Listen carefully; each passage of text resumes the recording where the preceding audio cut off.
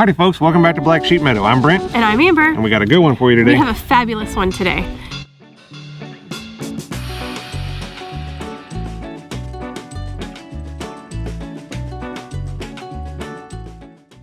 But first I want to apologize. I am battling a head sinus cold. So if I'm sniffling or sound congested, it's because I am. I will try to keep it at a minimum, but unfortunately I can't just stop it altogether. And I know it's super annoying. I apologize now. But this video is 1 year in the making. Correct. Today is January 1st for us, and we have totals. Did we make our goal? So first off, and I've said this so many times before, you're going to hear it again. Last time. For the year 2023, Amber and myself attempted to grow or produce 80% of all of our own food. And I left ourselves with some very strenuous goals in that matter. I came up with 5 pounds of food per person per day, which would be 3,650 pounds of food for the year for the both of us. 80% of that would have been 2,920. Our target was actually 4,000 pounds. And we were aiming higher because we knew that life happens and crop failures happen and Mother Nature happens. And if you start off going at the bare minimum and you have any kind of failure, you're automatically, fighting an uphill battle. Correct. So we aimed quite a bit higher than we needed to, expecting the unexpected. Correct. So that's where the 4,000 pounds came from, that was our original goal. But 2,920 would be 80% of the food that we needed to consume for this year. So, on our homestead, which we've had for 7 years. Yep, we're a 7th year on this homestead. 7 years.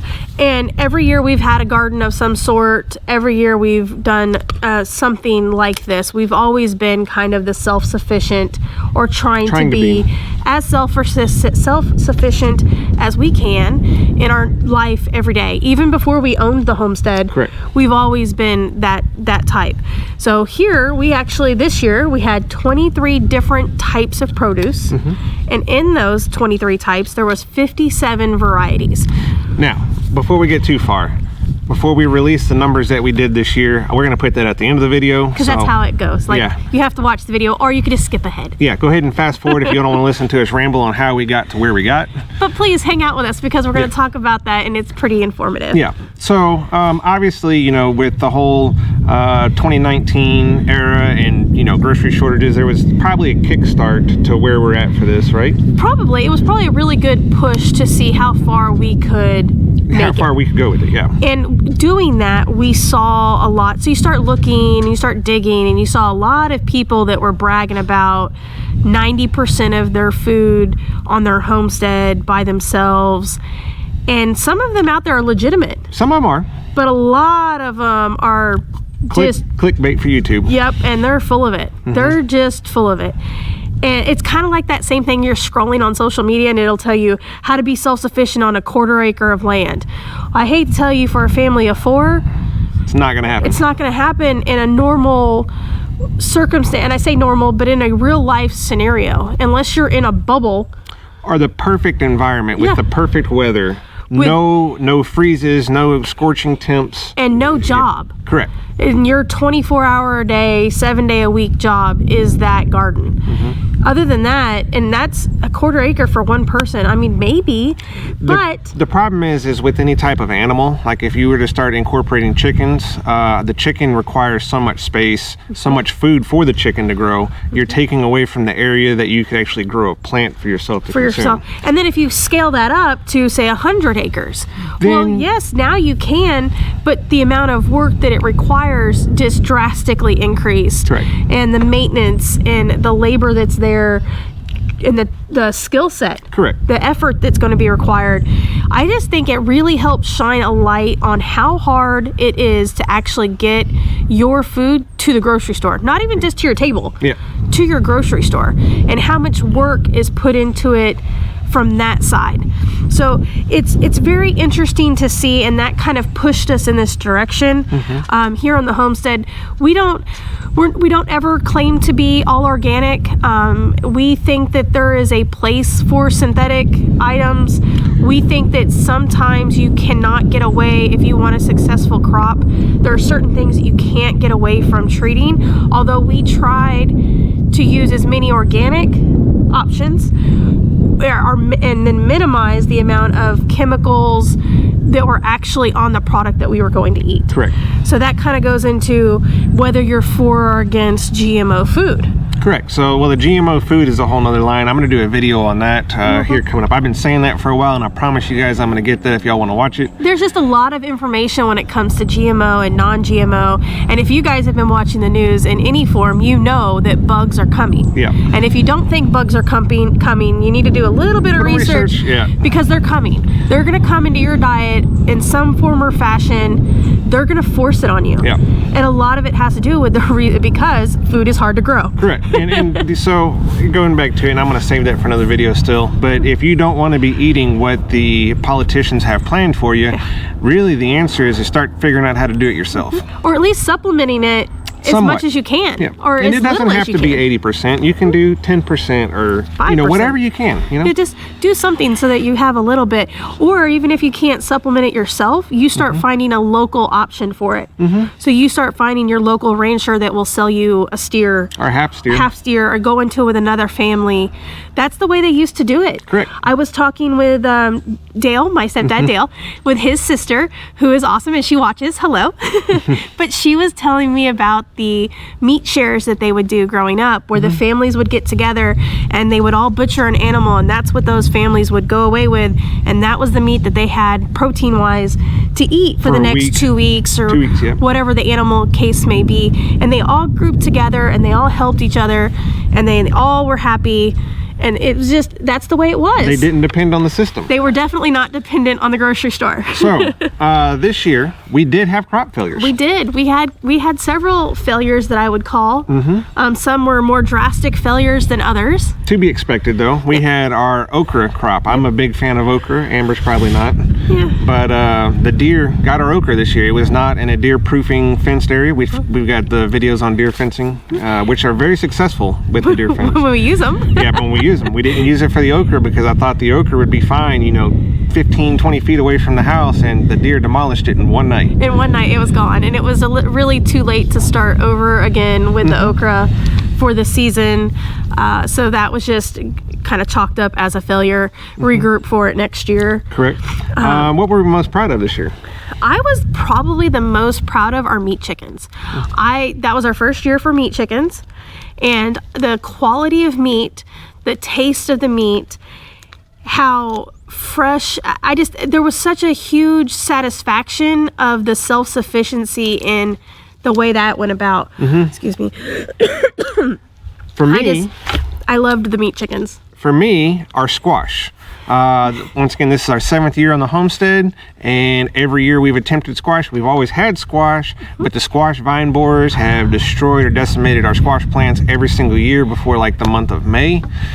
This year we had squash all the way through the first week in November. Oh yeah, we had squash. We had some prolific squash numbers as far as production this year. Right, we had how many? 243 pounds of squash is what we grew this year. Yes. Compare that to years past. He has really narrowed down and pinpointed how to target these squash vine borers. I'm very proud of him for that. He has narrowed it down, and it took 7 years. Yep. Years past, we would get squash. We would have squash to eat. But it's not just the squash vine borers. It's where the squash plant's located, how much sunlight it gets on a daily basis. Everybody's geographical location is going to be different on that because temperature also plays a big factor in that. The squash plants really suffered through the months of July and August this year, even the first part of September. But as you can tell, he really did some work on figuring out how to make those successful. Once again, all this is documented in the videos past. If you go back and look in our library, they're all there. They're all there. Hugelkultur Mound, by the way, is probably one of my most favorite ways to grow squash now. Yes. There's several Hugelkultur videos out there. Yep. What are some of the things that we're going to keep the same? I know we're going to keep the chickens the same. Yeah. Although we're going to split it up. Instead of 3 batches, we're going to do 2 batches. Yeah, we're still going to keep the same. I know there's a lot of people that talk about the Freedom Ranger chickens over the Jumbo Cornish Cross.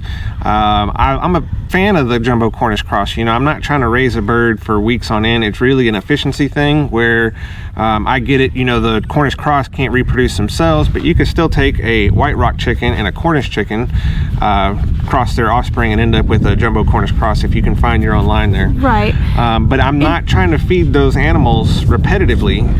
I'm trying to keep the feed as low as I possibly can, and the Cornish cross they flat out grow the fastest. They get in your freezer very, very fast, and I think for us there's a benefit to that, and our lifestyle and our timing with 2 full-time jobs, they just make the most sense. We haven't been able to put another breed of chicken to paper to make it make sense in our situation. Not that they're bad birds. Especially for the cost efficiency. Yes. We had the Jumbo Cornish cross this past year. I think in our second group of meat chickens, we got the actual chicken cost plus the feed cost down below $1.63 a pound, which that is premium. Is really, really good for the quality of chicken that we're producing. It was outstanding. I have no complaint. I've said it again. That was what I was most proud of, and that is what I will be the most proud of going forward, is those chickens and how well they come out. All right, so why do we do this year? I'm so sorry, guys. We did this for a lot of reasons, but really it just wanting to be self-sufficient. Yep. Wanting to not have to depend on the grocery store. Like the 2019 year was probably the 2019-2020 year was a good kickstart to, I guess, forcing us to maybe realize we should get off the system. That's something I mention a lot every single week. But get off the system, quit depending on everybody else, do something for yourself. That's why we're doing this. Yep. And we have a few separate goals or new goals coming for this year. Correct. So we're definitely not going to be weighing every single thing that's coming out of the garden anymore and tracking it to the scale that we were. We're still going to keep track of it, but not to the scale that, every time we go pull a grape off the grapevine or pick up a handful of pecans, we're not going to go to the scale and weigh them. We're not going to go. I will definitely keep track of my chickens, the egg production still. I found that really, really helpful if you're not keeping track of your hens' laying production. That was really eye-opening. It was very helpful, so I will keep my egg log going. So that's still a goal for this year. I will what are some of the other ones that you're... So one of my goals for this year is I want to increase our fruit production and melons. I've mentioned before in a previous video that we're going to be growing some banana cantaloupes this year. And maybe that'll even get me to like cantaloupe. Banana cantaloupe and some orange crisp watermelon. That's going to be the two. The orange watermelon in particular was absolutely delicious last year. We still have, believe it or not, our last crimson sweet watermelon sitting on the counter in the kitchen. Yeah. And it is January 1st. Yep. So melons were a success this year. Once again, we grew them in proportion. You can grow a lot of watermelons really fast. It's a trick. I mean, you got to know you're not going to get it the first year. Once again, like we said, this is our 7th year on the homestead, and this is as close as we've been to success so far. Yes. So a couple of the goals that I had outside of that was I want to do more canning. I want to get more things canned. I'm going to change up some of my canning. I realized that like canning my green beans, I was doing them in the pint jars. I will forever now be panning them in the quart jars, because it seemed like every time I opened a can, it was open up 2 cans, because we'll just eat that many of our green beans. They come out so good. The other thing I'm venturing into is I'm gonna make my own sourdough. And I know it's kind of a thing and it's a craze, but I just think that there's a skill there that I would love to have, that I really want to look forward. Not that I've mastered any one other skill yet, but this is something that I'm going to work for in 2024, is getting my own sourdough going. I'm really looking forward to that. It's not just like making a normal loaf of bread, throw it in the... I can go in there and make a loaf of bread or make biscuits or anything like that, and that's not a problem. But making your own sourdough, there's a whole history there, and the fermenting of it and the process that's going into that bread that just has a little bit more, it just requires a lot more skill set. It's not that, making regular bread is fine too, but sourdough is just another level of there that I just would really like to try myself successfully. Yep. So without further ado, drum roll, do you think we made it? So our total targeted goal for the year was 4,000 pounds of food. Right. Our 80% goal would be 2,920 pounds. We actually grew or produced 3,073.77 pounds of food here this year. That's a success. That is a success. We hit our 80% goal. We definitely hit the 80% goal. And it's not just that we grew that much weight or produced that much weight. We grew that much weight in a proportion of food that was reasonable to what we ate. Right. It was definitely spread out a lot, a vast variety of items that we fully enjoyed. There was minimal waste. Correct. It was very productive. We're just going to go over a few of the key ones. One of the ones that you mentioned before, I think we did 61 pounds of carrots, which you thought that was a little bit excessive. I thought it was a little bit high, but that's just because I don't always tend to go just have carrots as a side. But he brought up a good point. We do use it in all of our stews, all of our roast. So it probably was a good number. I think I used almost 20 pounds of carrots just for the canned beef stew that I made. Right. So it probably averaged out.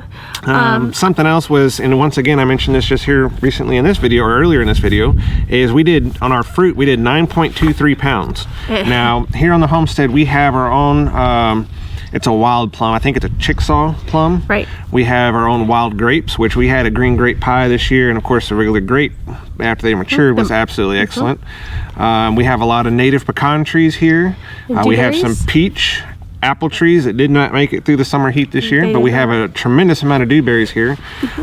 So the fruit production overall, I think we can increase. The fruit, we could, and I would like to point out that a lot of that fruit is native. Correct. Like that is not anything that we started last year. That was native, like working from the land. And I have a miscellaneous, I'll have to go back in our notebook, but I think in the miscellaneous there was 213 and a half pounds. I believe some of our Chickasaw plums and grapes were in that miscellaneous. They didn't get in the fruit category. But the miscellaneous was a lot of the lettuces and the little things that we just didn't separate every single variety when we were weighing it. Something to think about, we did 3 different batches of chickens this past year, where next year, 2024, we're going to do 2 different batches. I was concerned, the reason I did 3 batches of chickens last year is I was concerned I wanted a fresh batch of chicken in the freezer at all times, not stuff that's 6-8 months old.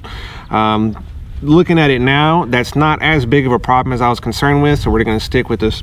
It's pretty much a standard, a batch in the spring, batch in the fall. One thing to think about, for the 2 of us, we consume roughly 1 chicken a week.